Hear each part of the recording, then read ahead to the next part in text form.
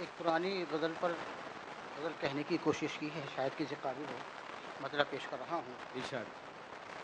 अर्ज़ क्या है कि हर एक ज़ख्म तमन्ना से प्यार करते हुए, हर एक ज़ख्म तमन्ना से प्यार करते हुए मैं थक चुका हूँ दिलो जान निसार करते हुए।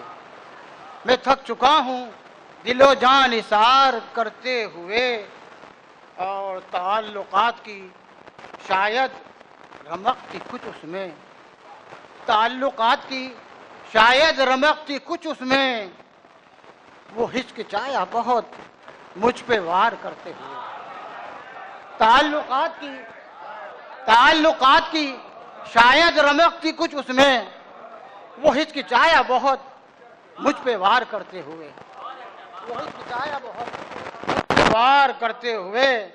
और ये शेर समाज बनाए कि मैं दिल के दश्त में बैठा हूँ इस तमन्ना में, मैं दिल के दश्त में बैठा हूँ इस तमन्ना में कि कोई कारवां गुजरे वार करते हुए।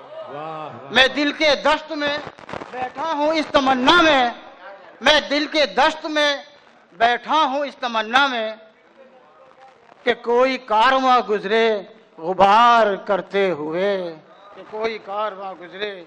और ये शेर देखे कि हर एक गुंचो गुल का उदास चेहरा है, हर एक गुंचो गुल का उदास चेहरा है, कोई तो आए चमन में बहार करते हुए।